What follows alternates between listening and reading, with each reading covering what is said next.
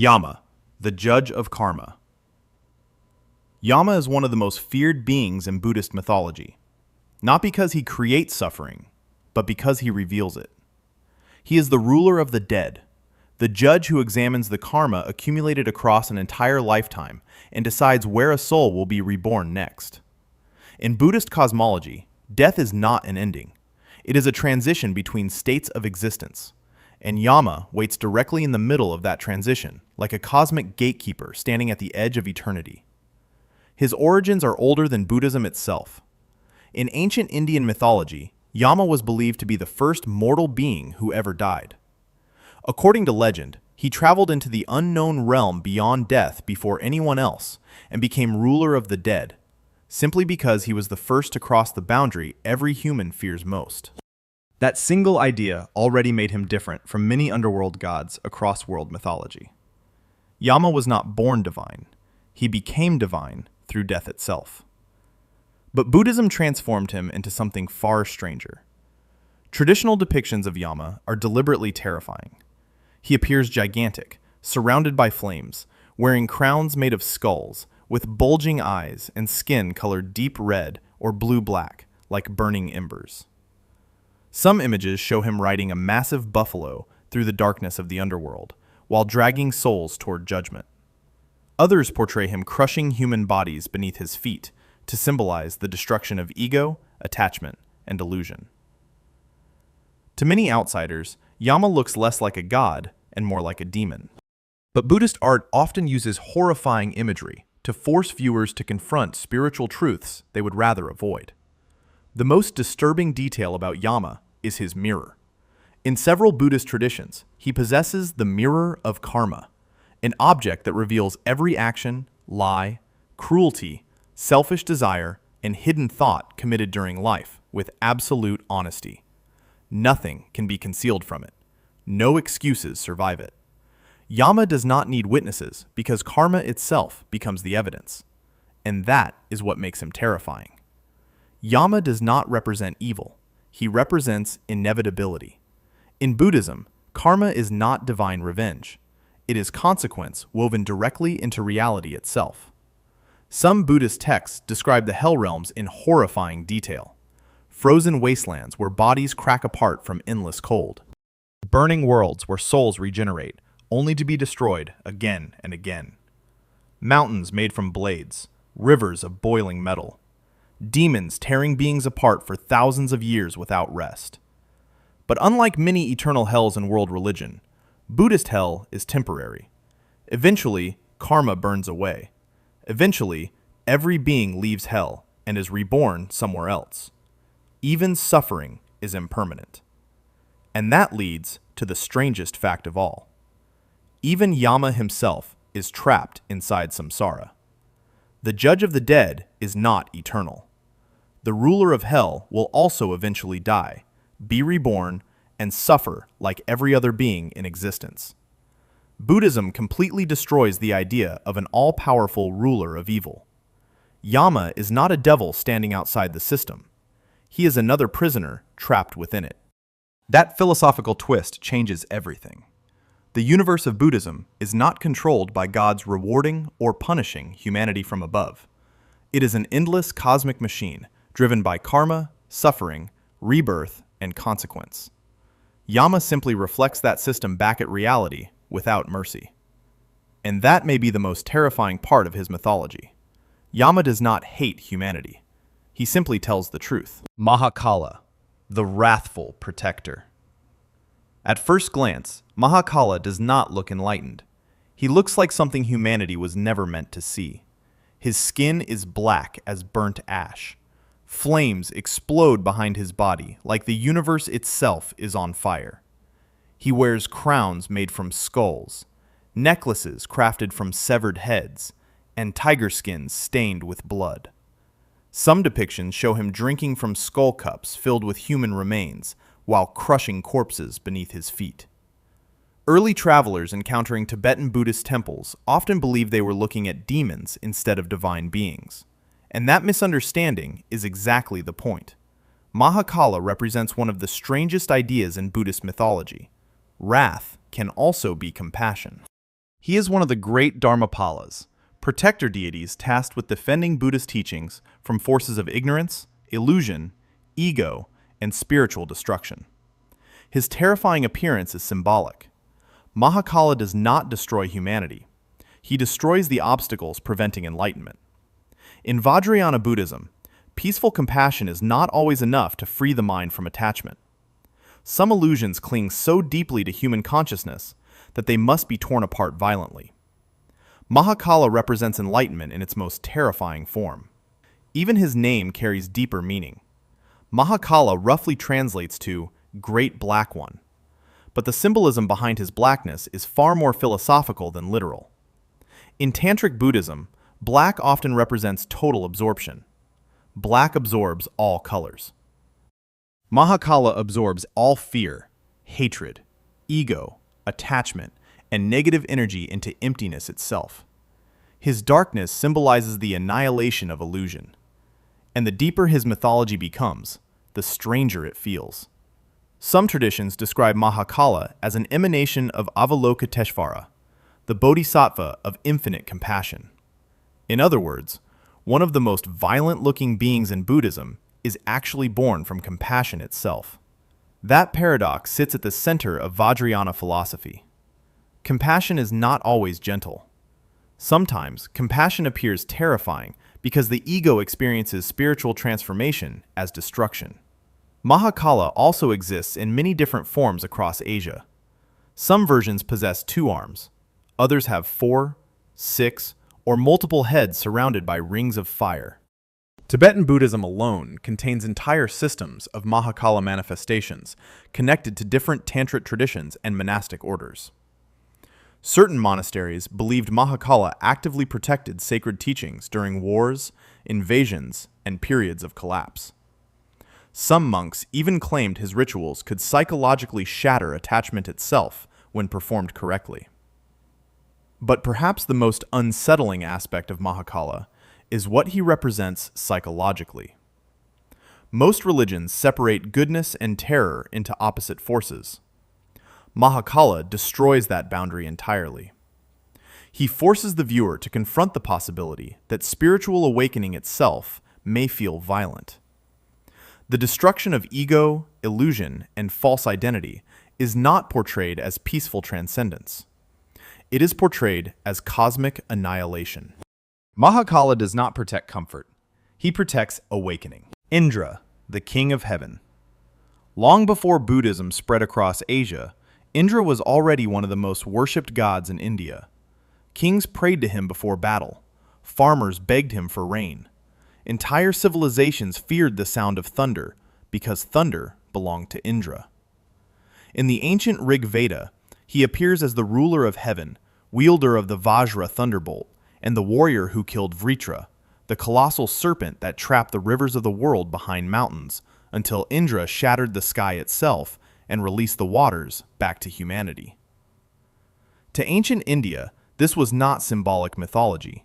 Without rain, crops failed. Without rivers, kingdoms collapsed. Indra was the force standing between civilization and starvation. But Buddhism transformed Indra in one of the most devastating reversals in religious history. It did not erase him, it diminished him. In Buddhist cosmology, Indra, usually called Chakra, still rules the heaven of the 33 gods atop Mount Sumeru, the gigantic cosmic mountain believed to stand at the center of existence. His realm is filled with celestial gardens, radiant palaces, divine musicians, and wish-fulfilling trees capable of granting every imaginable desire. Gods there possess luminous bodies and lifespans so vast that entire human civilizations can rise and disappear while only a short period passes in heaven. And yet, despite all this unimaginable power, Indra is still trapped inside samsara. That single idea changes the meaning of divinity completely. In most religions, ruling heaven would mean transcendence. In Buddhism, it means almost nothing. Indra still experiences pride, jealousy, attachment, fear, and desire. Eventually his karma will expire. Eventually the king of the gods himself will die. Buddhist cosmology even describes terrifying signs that appear before a heavenly being falls from paradise. Their flower garlands begin to wither. Their glowing skin starts fading. Sweat appears beneath their arms for the first time. The beauty of heaven itself slowly turns hollow around them. Some Buddhist traditions claim heavenly beings suffer more psychologically than humans when facing death, because they have lived surrounded by pleasure for so long that they completely forgot impermanence existed at all. And that is exactly why Indra became so important in Buddhist philosophy. He becomes proof that power cannot save anyone from suffering. Some sutras even describe Indra descending from heaven to kneel before the Buddha and ask questions about enlightenment. The king of the gods seeking wisdom from a human being.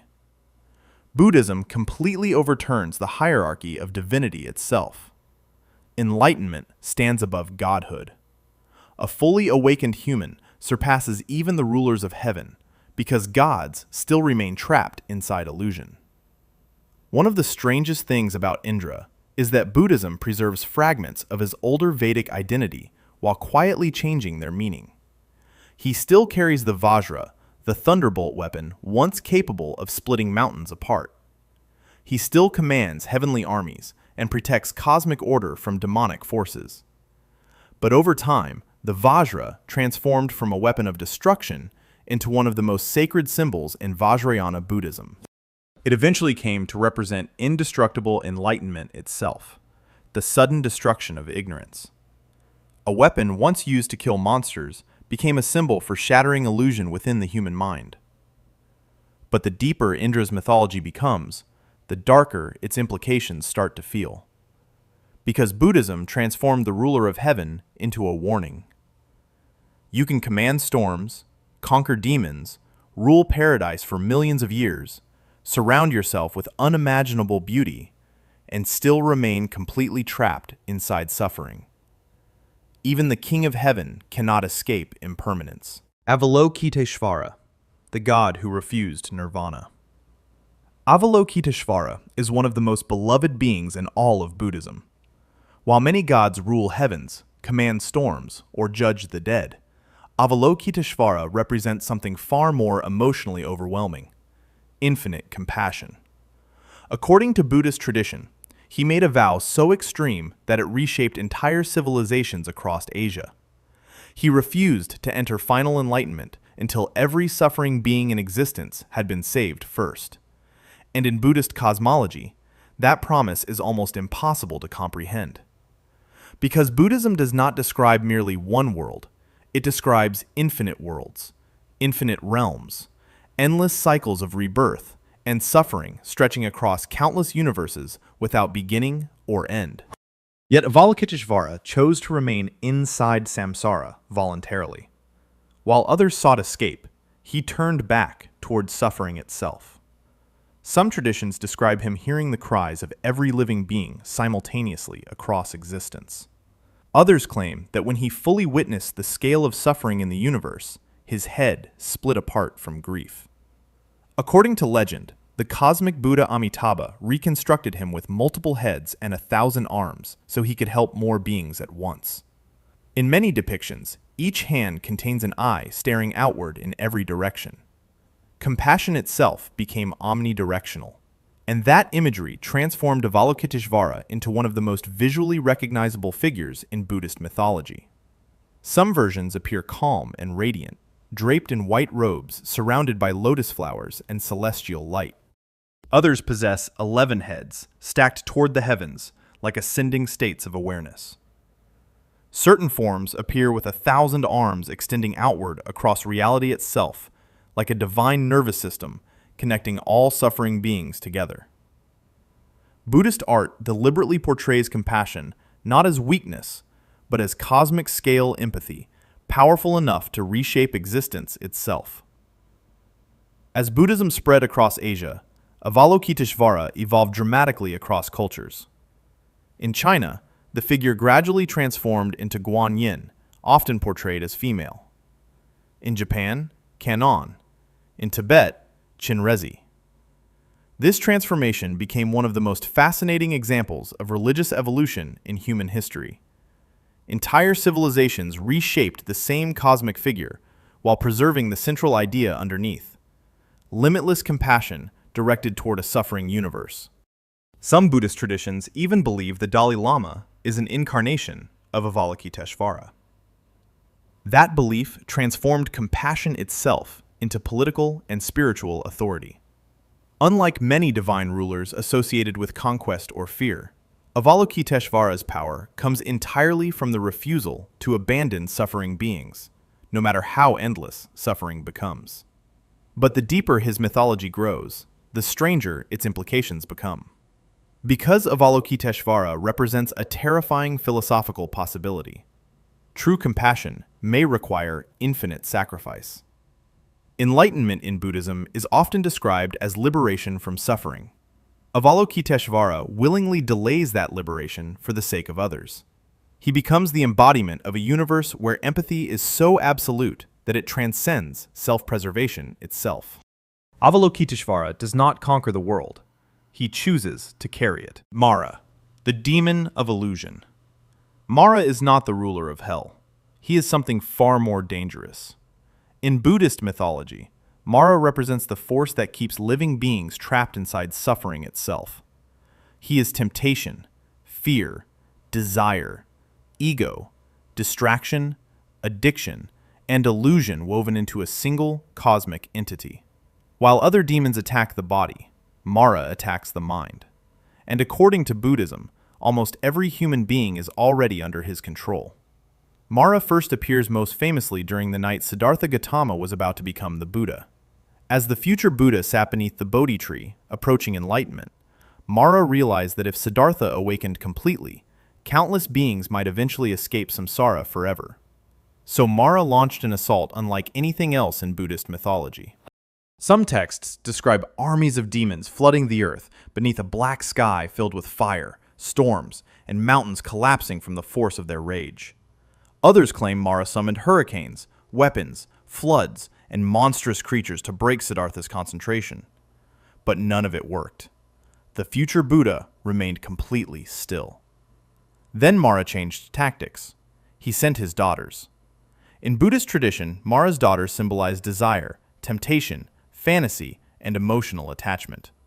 Different texts give them different names, but they often represent lust, craving, and dissatisfaction itself. They danced before Siddhartha, attempting to seduce him away from enlightenment. When beauty failed, Mara turned to fear. He challenged Siddhartha's right to achieve awakening at all, demanding proof that he deserved enlightenment. And that is when one of the most important moments in Buddhist mythology occurs. Instead of arguing, Siddhartha touched the earth. According to legend, the earth itself responded as witness to countless lifetimes of compassion and spiritual effort. Mara's armies collapsed. The illusions vanished. And by sunrise, Siddhartha became the Buddha. But the deeper Mara's symbolism becomes, the stranger he feels. Because Mara is not simply a devil-like figure existing outside humanity. In Buddhism, Mara often represents internal psychological forces: fear of change, addiction to pleasure, attachment to identity. The voice inside the human mind that constantly pulls consciousness back toward ego and suffering. Some Buddhist texts even suggest Mara appears differently to every person because he manifests through whatever attachment controls them most deeply. That idea transforms Mara from a mythological villain into something psychologically terrifying. He is not merely a monster waiting in darkness. He is the force hidden inside ordinary human behavior itself. Some traditions divide Mara into multiple forms. One Mara represents death. Another represents emotional corruption. Another symbolizes attachment to existence itself. In certain interpretations, even pleasure and success can become forms of Mara if they strengthen attachment and illusion. Buddhism turns temptation into an entire metaphysical system woven directly into reality. And unlike many evil beings across mythology, Mara is rarely defeated permanently. Even after the Buddha awakened, Mara continued appearing throughout Buddhist stories, trying to disrupt teachings, create doubt, and weaken spiritual progress. Enlightenment was not portrayed as escaping a single battle. It was portrayed as seeing through illusion completely. Mara does not rule through violence. He rules through distraction. Brahma, the god who thought he created the universe. Brahma appears in Buddhism as one of the highest gods in existence. His realms exist far above ordinary heavens, beyond desire, beyond pleasure, beyond many forms of physical existence itself. Some Buddhist traditions describe Brahma beings as so spiritually advanced that they no longer possess ordinary bodies at all. They exist in vast states of meditative consciousness, while entire worlds rise and collapse beneath them unnoticed. And yet, despite this unimaginable spiritual power, Buddhism claims Brahma made a catastrophic mistake. He believed he created the universe. According to Buddhist cosmology, universes are constantly destroyed and reborn across endless cycles of time called kalpas. After one cosmic destruction, a Brahma being may be reborn alone inside an empty new universe before any other life appears. Eventually, other beings begin emerging around him as existence slowly reforms itself again. And because Brahma arrived first, he assumes he must have created everything. That single story becomes one of Buddhism's most devastating philosophical critiques of creator gods. The problem is not evil. The problem is ignorance. Even enormously advanced divine beings can misunderstand reality itself. Some Buddhist texts portray Brahma as noble, compassionate, and deeply respectful toward the Buddha. Others portray him as tragically limited, a cosmic being with a lifespan lasting billions of years, who still cannot fully perceive ultimate truth. In several sutras, Brahma even descends from his heavenly realm to ask the Buddha questions about enlightenment, mirroring the same theological reversal seen with Indra. Buddhism repeatedly places awakening above divinity itself, and the scale of Brahma's heavens is almost impossible to imagine. In certain Buddhist cosmologies, beings there exist in states of meditation so deep that desire barely exists anymore. Entire universes can disappear, while Brahma realms remain untouched for incomprehensible lengths of time. Some traditions describe these heavens as silent cosmic expanses filled with radiant light and near abstract consciousness, rather than physical landscapes. But eventually, even these realms collapse. That is the terrifying core of Brahma's symbolism. Buddhism transforms one of the highest creator-like gods into proof that even cosmic existence itself is impermanent. Entire universes die. Entire heavens vanish. Even gods living for aeons remain trapped inside samsara. Brahma becomes the embodiment of a deeply unsettling Buddhist idea. Intelligence, power, longevity, and spiritual achievement still do not guarantee liberation from illusion. Even the God who believed he created reality was still trapped inside it. Tara, the mother of compassion. Tara is one of the most powerful and beloved figures in Buddhist mythology. Yet, unlike many gods associated with war, judgment, or cosmic destruction, her presence feels strangely intimate. She is the savior who appears in moments of fear, suffering, illness, loneliness, and spiritual despair. Across Tibet, Nepal, Mongolia, China, and parts of India, millions prayed to Tara not as a distant cosmic ruler, but as a compassionate force capable of responding instantly to human suffering. And according to legend, she was born from a tear. Some traditions claim Tara emerged when Avalokiteshvara looked upon the suffering of the universe and began to weep. From one tear came the white Tara, from another came the green Tara. Compassion itself became divine life. That origin transformed Tara into something deeply symbolic within Buddhism. She is not merely another goddess. She is compassion taking form in response to suffering. Green Tara became the most famous manifestation.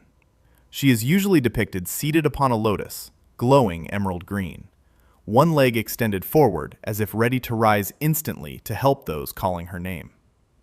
Unlike many calm, meditative Buddhas sitting in detached stillness, Tara appears active, immediate, moving toward suffering instead of away from it. Buddhist texts often describe her rescuing beings from the 8 great fears: lions, elephants, fire, snakes, thieves, imprisonment, floods, and demons.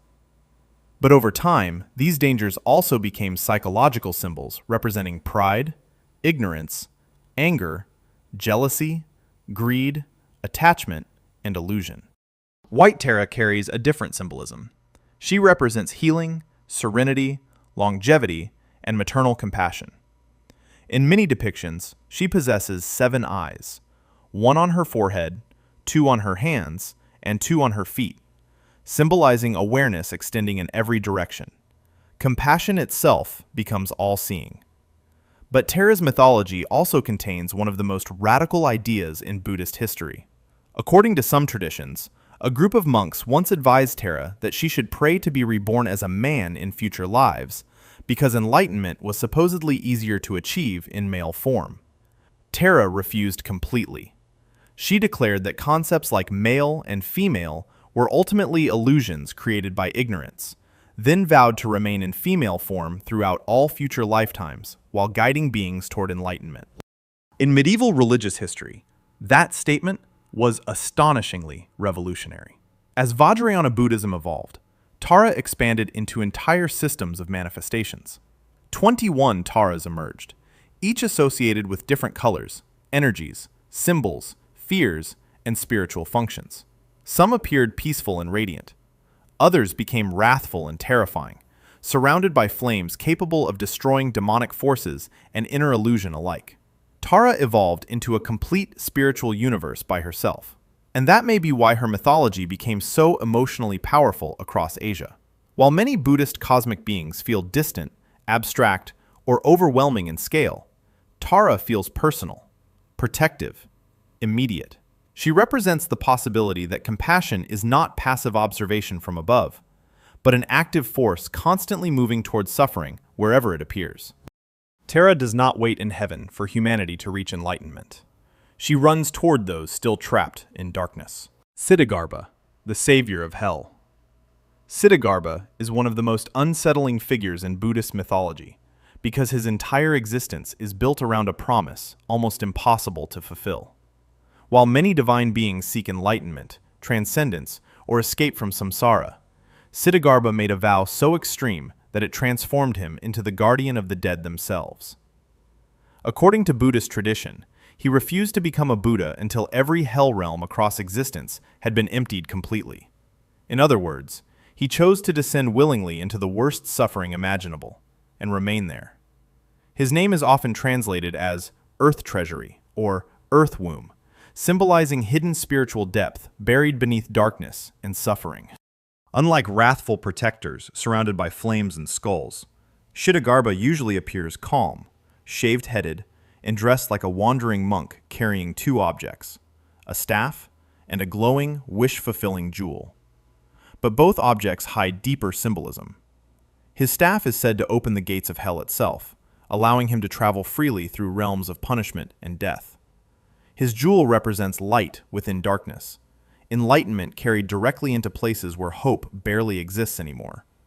And Buddhist hells are horrifying beyond imagination. Some texts describe frozen wastelands where bodies crack apart endlessly from unbearable cold. Others describe burning worlds filled with rivers of molten metal, forests made of blades, mountains crushing souls repeatedly, and beings torn apart for thousands of years, only to regenerate and suffer again. Yet, unlike eternal damnation in some religions, Buddhist hell remains temporary. Karma eventually fades. Rebirth eventually returns. Ksitigarbha exists within that cycle as a guide moving through suffering itself. One of the most famous legends about him begins with grief. In a previous life, Ksitigarbha was said to be a young woman whose mother committed terrible actions that condemned her to hell after death. Horrified by the suffering awaiting her mother, she prayed, performed acts of devotion, and ultimately descended spiritually into the underworld itself to save her.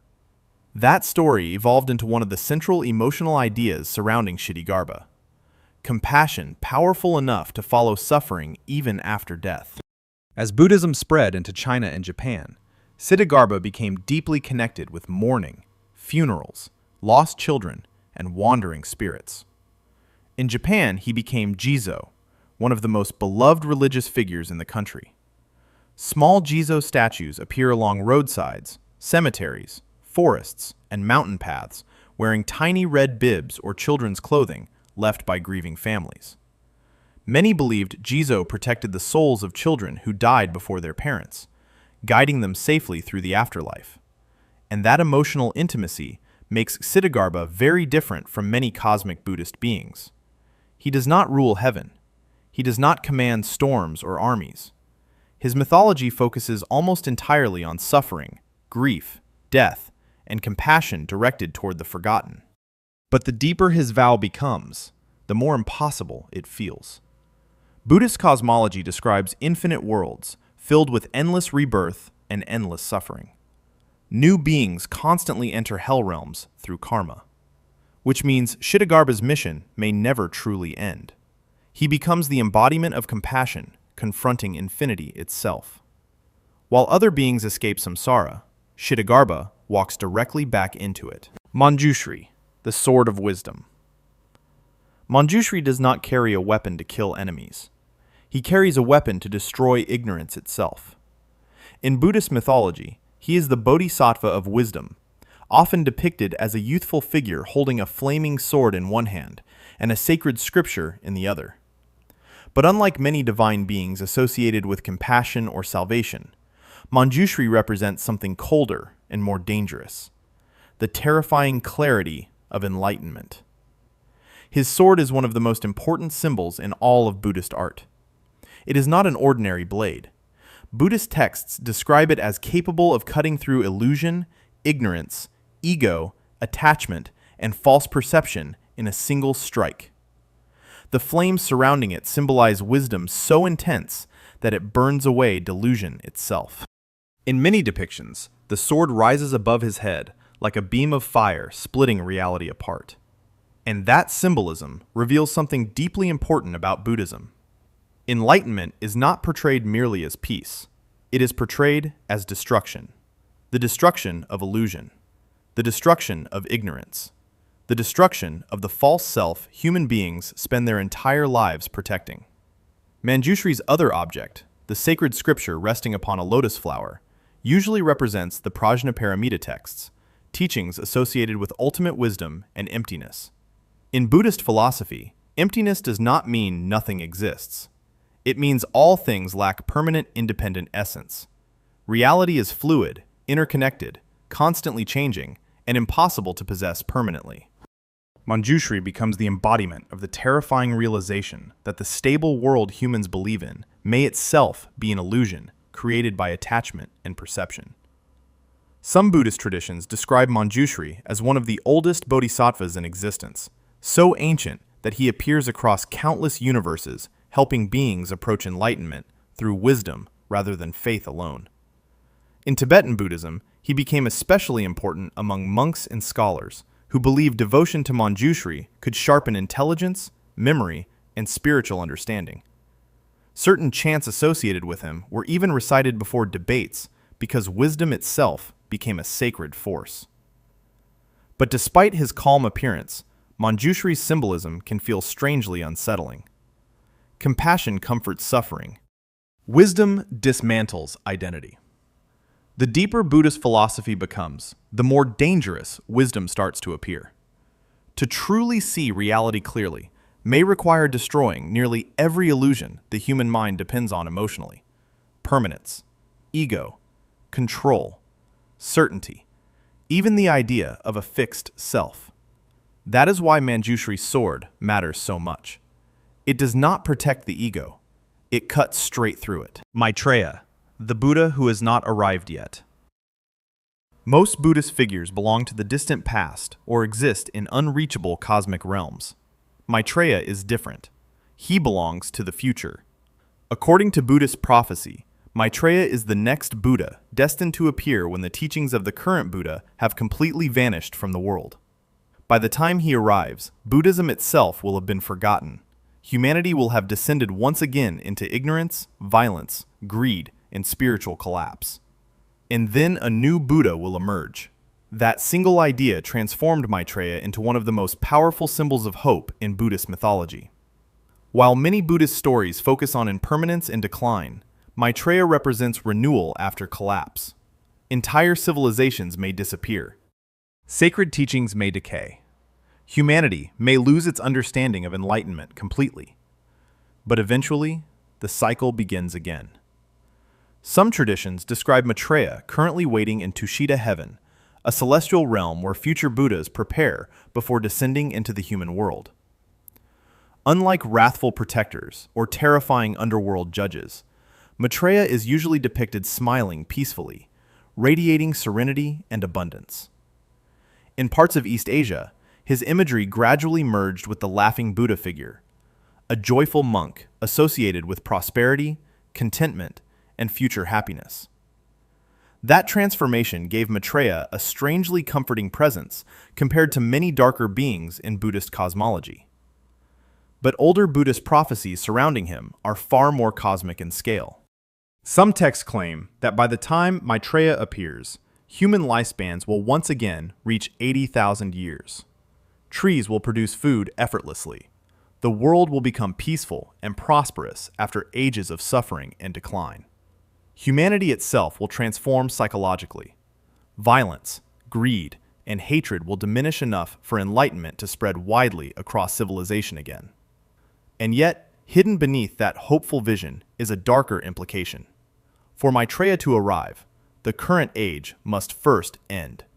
Buddhist cosmology often describes history as cyclical rather than linear. Civilizations rise, decay, collapse, and are reborn endlessly across cosmic time. Enlightenment appears. Humanity forgets it. Suffering grows again. Then another awakened being emerges to restart the cycle. Maitreya becomes the embodiment of that repeating cosmic pattern. Salvation delayed across unimaginable stretches of time. Throughout history, belief in Maitreya has repeatedly influenced real-world politics, revolutions, and religious movements. Across China especially, multiple rebellions and secret societies claimed the arrival of Maitreya was near, believing a new age was about to begin. Entire uprisings were fueled by the idea that the current world order had become spiritually corrupted beyond repair. And perhaps that is why Maitreya's mythology remains so emotionally powerful. He represents a deeply human hope hidden inside Buddhist cosmology. The belief that no matter how dark an era becomes, collapse is never truly the end. Another awakening always waits somewhere beyond the horizon. Fudo-myo, the immovable king. Fudo-myo is one of the most terrifying figures in Japanese Buddhism. His face is twisted with rage. Flames erupt behind him like the gates of hell themselves have opened. He holds a sword in one hand and a rope in the other, standing completely motionless while chaos burns around him. To outsiders, he looks more like a demon than a divine being. And once again, Buddhist mythology turns terror into enlightenment. Fudo-myo, whose name roughly means the immovable wisdom king, emerged from esoteric Buddhist traditions that spread from India into China and eventually Japan. He is considered a wrathful manifestation of cosmic wisdom itself, particularly associated with the transcendent Buddha Vairocana. His terrifying appearance is symbolic. The rage on his face does not represent hatred. It represents absolute refusal to surrender to ignorance, illusion, temptation, or spiritual weakness. His sword is one of the most important parts of his imagery. Known as the Sword of Wisdom, it cuts through delusion, attachment, and false perception. In some depictions, the blade is surrounded by dragon-like flames, capable of burning away illusion itself. Meanwhile, the rope in his other hand symbolizes restraint, the binding of destructive desires and uncontrolled passions that trap beings inside suffering. But the most fascinating aspect of Fudo is his stillness. While nearly every part of his appearance radiates violence and movement, Fudo himself remains completely unmoving. Buddhist symbolism intentionally creates this contradiction. The world burns with chaos, fear, temptation, and emotional instability. Yet enlightenment remains perfectly motionless in the center of it all. That is why he is called immovable. He represents consciousness that cannot be shaken by suffering. As esoteric Buddhism evolved in Japan, Fudo became enormously important among warriors, monks, and mountain ascetics. Samurai admired him because his mythology combined discipline, fearlessness, and spiritual power into a single image. Certain rituals associated with Fudo involved massive fire ceremonies where monks chanted before towering flames believed to consume karmic impurities and spiritual obstacles. Fire itself became purification. And visually, Fudo feels radically different from many peaceful Buddhist figures.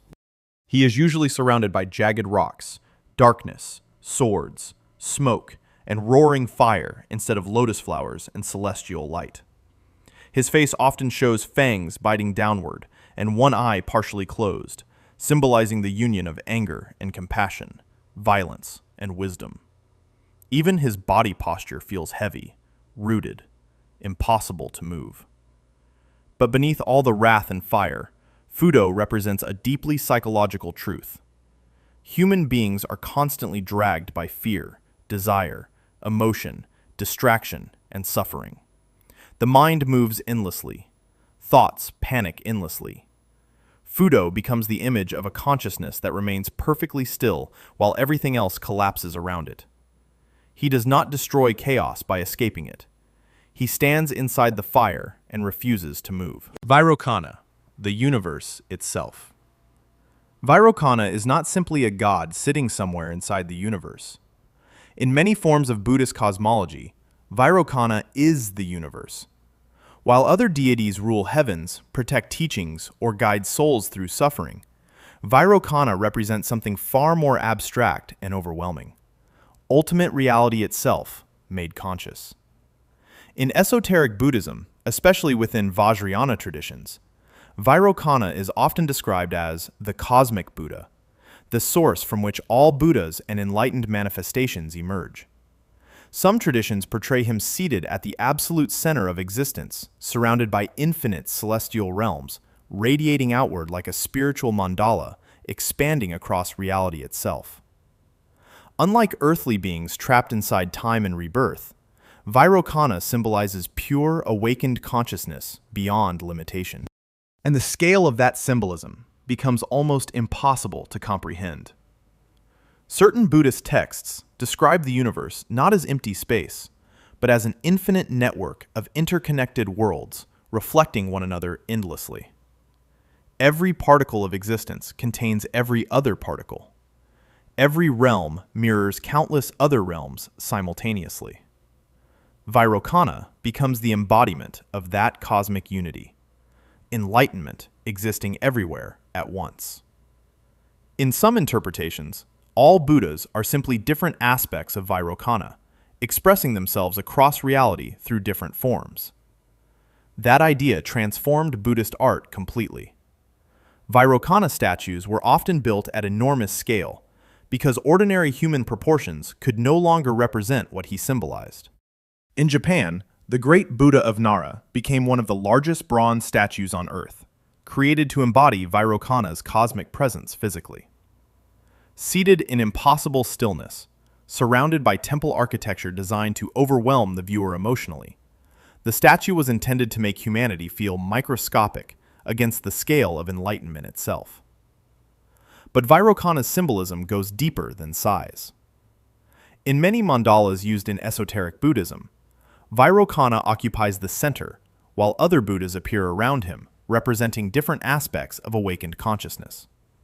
Wisdom, compassion, power, perception, and transcendence. The universe itself becomes a spiritual structure organized around enlightenment. And perhaps the strangest part of Vairocana's mythology is how impersonal he feels compared to other Buddhist beings. Avalokiteshvara feels emotional. Kittigarbha feels compassionate. Mahakala feels terrifying. Vairocana feels cosmic, vast, almost beyond personality itself.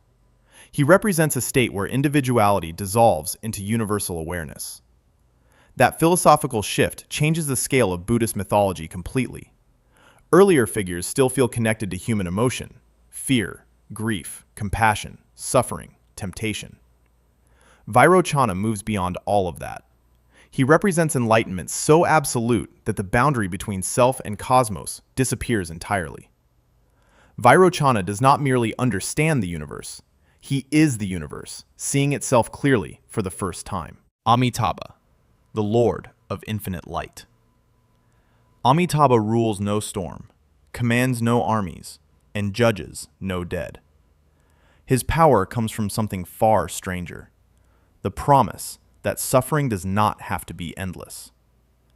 In Mahayana Buddhism, Amitabha is the Buddha of infinite light, the ruler of the Pure Land, a paradise said to exist beyond ordinary cycles of pain, corruption, violence, and spiritual decay.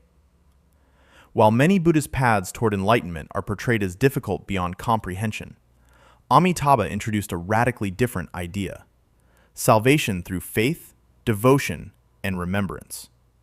And for millions across Asia, that idea changed Buddhism forever.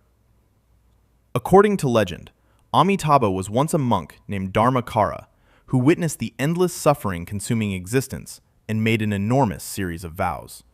He promised to create a perfect realm where beings could be reborn free from the chaos of ordinary samsara, a world designed entirely to help souls move toward enlightenment without falling back into ignorance.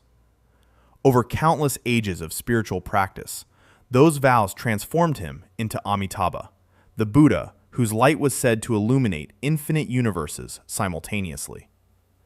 The Pure Land itself is described in imagery almost dreamlike in scale. Lakes made from crystal waters ripple with lotus flowers the size of chariots.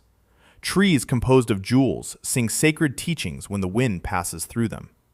The sky glows with golden light that never fades. Birds chant the Dharma. There is no hunger, no war, no hatred, no lower rebirth, no endless struggle for survival. Everything within the Pure Land exists to guide consciousness gently toward awakening. But beneath that beauty lies one of the most emotionally powerful ideas in Buddhist mythology.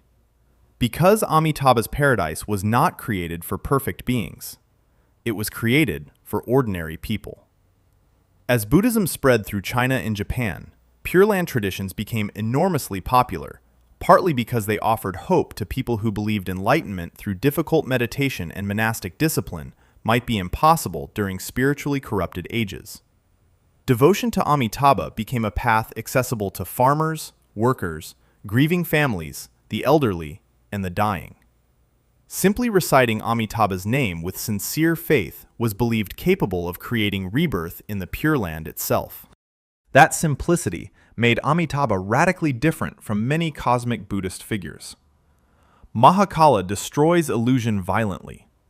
Manjushri cuts ignorance apart with wisdom. Amitabha offers refuge. And yet, even this softer vision contains enormous philosophical depth. The Pure Land is not eternal heaven in the traditional sense. It is a realm designed to help beings finally escape samsara completely. Even paradise itself remains part of the journey toward enlightenment. Buddhism repeatedly refuses permanence, even in its most beautiful visions. That is why Amitabha became such a powerful ending point for Buddhist mythology. After death gods, wrathful protectors, cosmic Buddhas, hell realms, illusion, and endless rebirth, Amitabha represents something almost fragile in comparison: hope. Not the hope that suffering never existed, but the hope that suffering is not the final truth of existence.